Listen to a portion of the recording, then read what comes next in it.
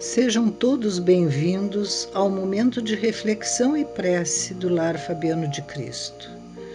E juntos procuramos elevar nossos pensamentos, nossos sentimentos mais puros ao encontro dessa espiritualidade amiga, levando nossa súplica de harmonia, de serenidade, de paz, que tanto almejamos nesse momento.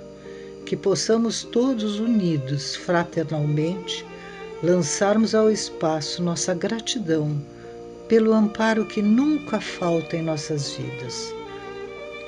Hoje, do livro Minutos de Sabedoria de Carlos Torres Pastorino, temos a mensagem 160, que diz o seguinte: não duvide do poder da bondade.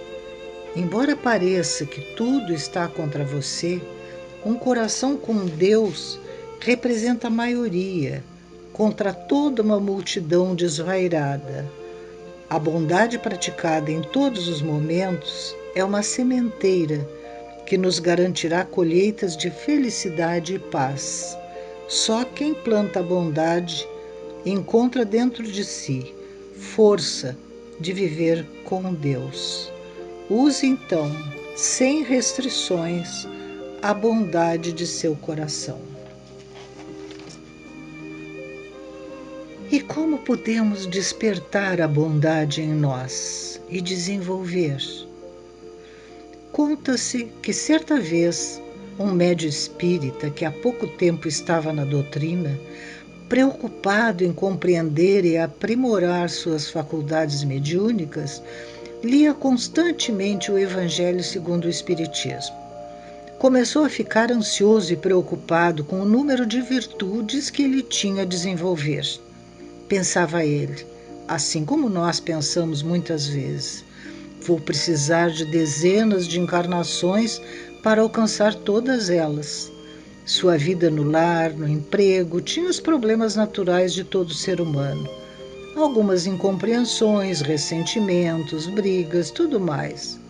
E João, esse era o nome dele, começou a ficar cismado com essa vida que o Espiritismo lhe proporcionava, mas preocupado com a tão falada necessidade da reforma interior.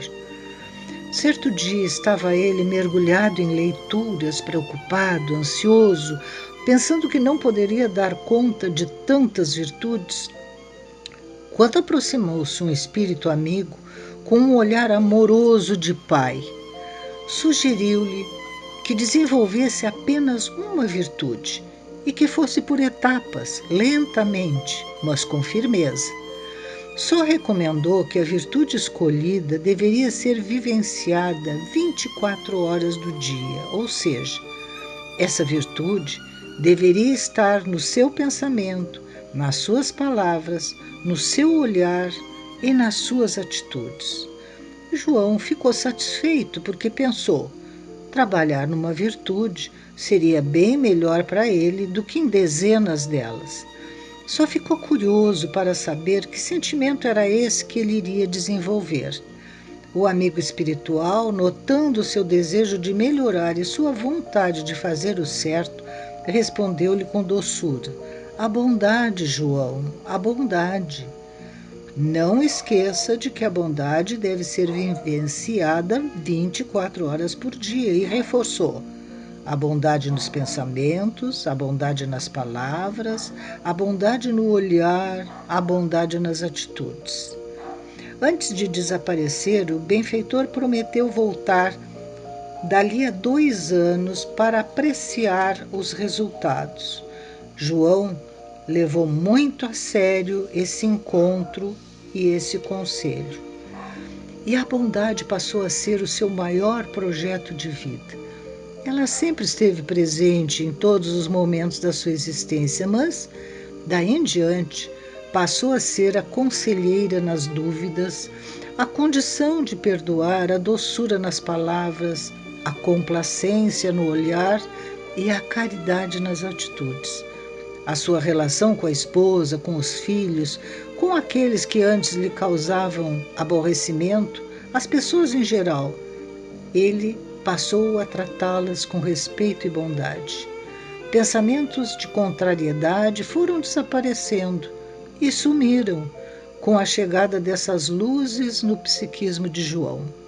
Suas palavras receberam um colorido novo e ele começou a falar com o coração.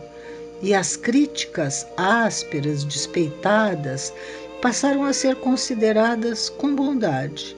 Modificou o olhar, deixando o desespero das preocupações e ansiedade e trocando por um olhar amigo, suave e doce. Passou a ver com ternura a tudo, os pássaros, os cães, as flores, mudou sua expressão fisionômica, desaparecera aquela expressão carrancuda, preocupada. Era uma nova maneira de ser, de se relacionar com tudo e com todos. Passou a olhar ternamente os sofredores do mundo e iniciou atitudes de solidariedade. O centro espírita fez com que ele se aproximasse das dores dos homens e ele procurava atender suas necessidades, tanto materiais quanto espirituais, na medida do possível, com o coração cheio de fraternidade. Suas atitudes diárias, pequenas ou não, tinham o aroma da bondade. O tempo passou e o João, antes irritadiço, começa a despontar como um homem bondoso e pleno de paz. A paz que brota do seu coração, da consciência tranquila e do perdão das ofensas.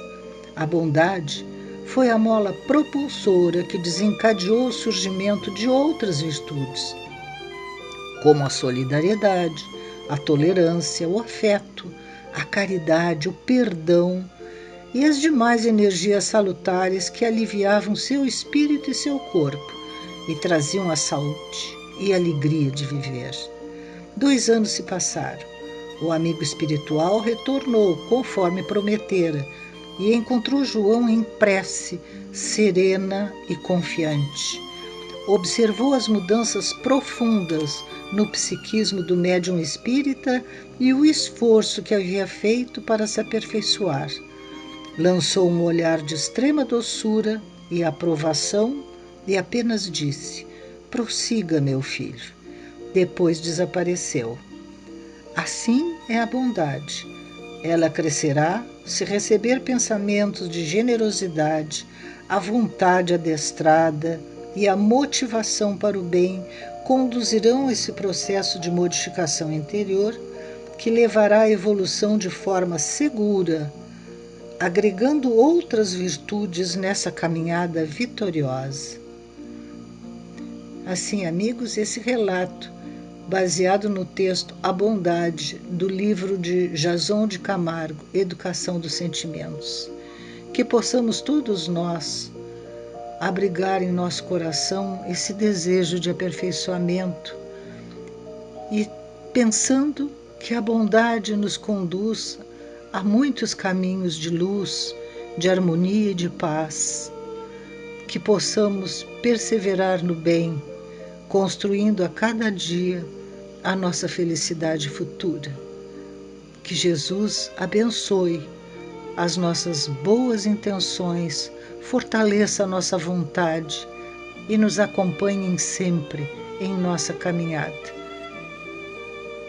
Que possamos, em nossos lares, envolvidos por nossos amores, projetar vibrações generosas, muita bondade, complacência no olhar, sem esquecer que essa bondade deve ser exercida 24 horas. Deveria estar no seu pensamento, nas suas palavras, no seu olhar e nas suas atitudes. Que Jesus nos abençoe a todos e fique conosco, trazendo a sua paz para os nossos corações. Muita luz, queridos irmãos.